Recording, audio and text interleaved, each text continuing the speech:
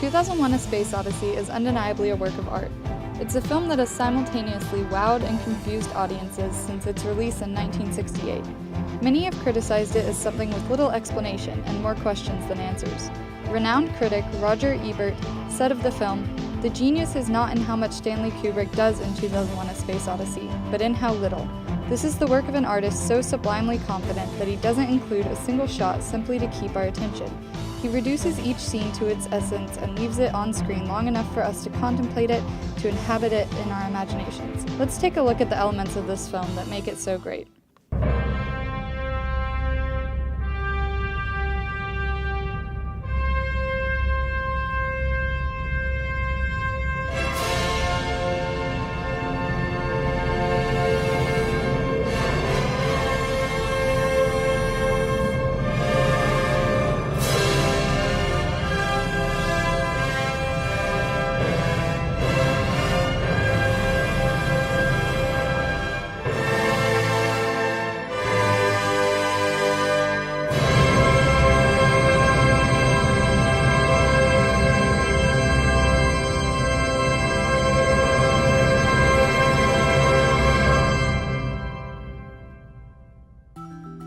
First, we'll talk about structure.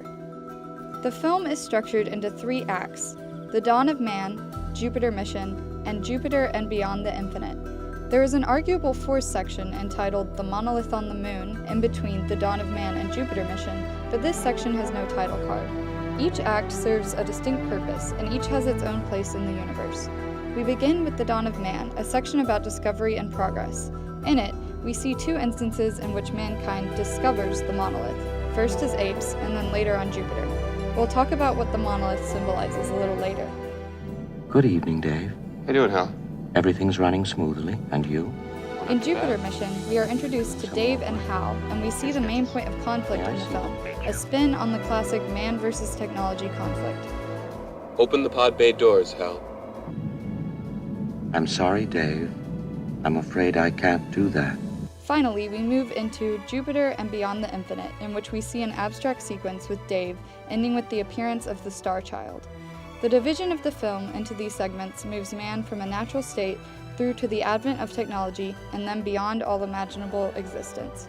While Kubrick leaves the interpretation of the content of each section up to the viewer, the overall arc of the film is laid out in such a way as to serve as a sort of parable about man. Why don't we look at the color symbolism the film has to offer, because there's a lot of it. It all starts with a 2.5-minute black screen in the very beginning of the film. The first color we see is black. This black holds for a significant amount of time before we are given the first shot in the film.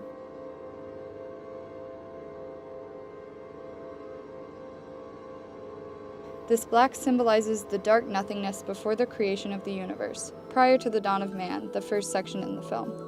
Black is not only significant in that it opens the film, but it is also ever present with the appearance of the monolith, an all-black mysterious object that appears to various groups of characters throughout the film. We'll get into the meaning of the monolith a little later, but keep its color in mind.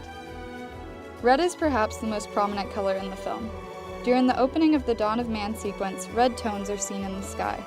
Then, as we move throughout the film, red seems to exist prominently in space, as the space station has nothing but red seats, many of the cockpits are lit by purely red light, and the eye of HAL 9000 is a constant red. Dave even wears a red spacesuit. While red has many connotations, power and passion being among some of them. In this film, red symbolizes intelligence and understanding, which becomes even more ironic when the buttons Dave uses to shut off HAL glow red. Dave. My mind is going.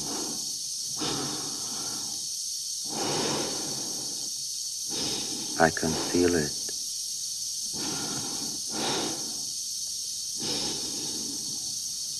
I can feel it. Another significant color used in the film is white. White is often a contrast color, strongly contrasted with red at many points in the film. This white can be said to exist as a symbol of innocence, a sort of representation of the unknown that man faces in space. Hello, Frank. Happy birthday, darling. Happy birthday. Many happy returns of the day. Glad to hear you and Higher, David Hal. well. When Frank Poole talks to his parents, the parents are sitting in front of a wall that is half white and half red, showing that Frank is illuminated by discovery and knowledge in space, and his parents are still innocently lacking in knowledge at home.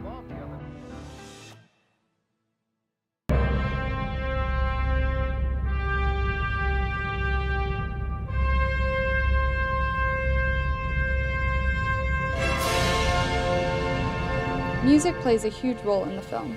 From the opening notes in the beginning of the film, we become familiar with the musical theme, one that recurs at significant points throughout the film. This music, operatic and magnificent, speaks to the wonders of space, if not also the overwhelming nature of it.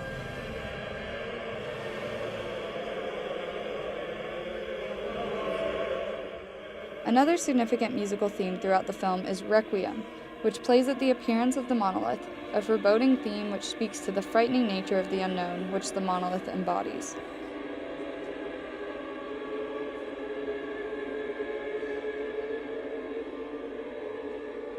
Speaking of the monolith, let's get into what's possibly the most important aspect of the film, the symbolism. We'll start with the bone through which the apes discover violence. After the appearance of the monolith, the apes begin to recognize the use of bones as weapons. This bone is part of one of the most brilliant match cuts in film history, when the bone transforms into a satellite circling the Earth.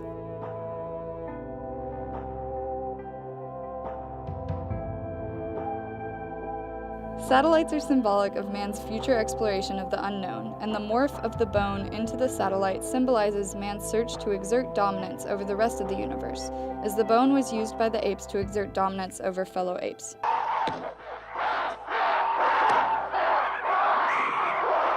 The 9000 series has a perfect operational record. Well, of course I know all the wonderful achievements of the 9000 series, but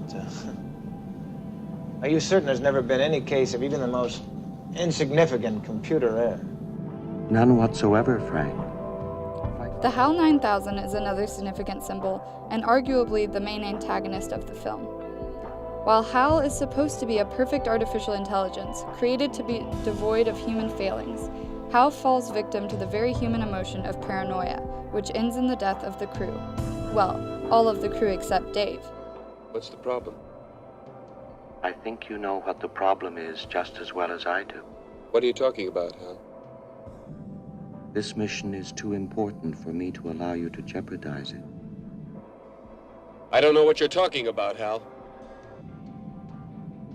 I know that you and Frank were planning to disconnect me, and I'm afraid that's something I cannot allow to happen. HAL views itself as infallible, and therefore blames the malfunction on human error. In all of this, HAL symbolizes the age-old man versus machine battle, which seems to be an inescapable conflict throughout man's history.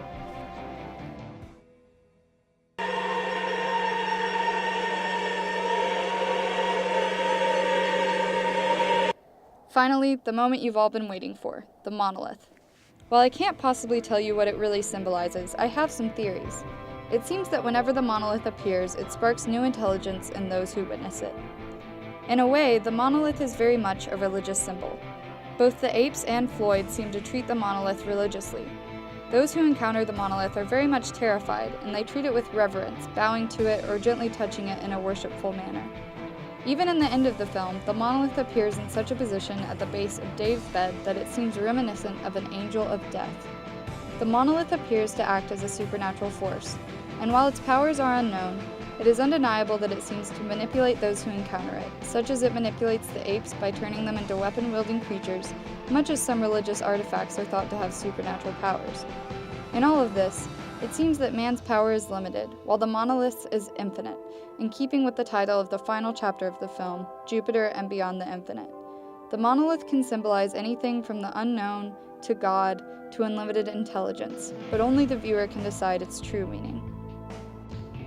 So there you have it. Kubrick's 2001, while widely misunderstood, is none other than a cinematic masterpiece in its structure, music, coloring, and symbology. The true meaning of the film is left up to you, but perhaps that is truly what makes it so great.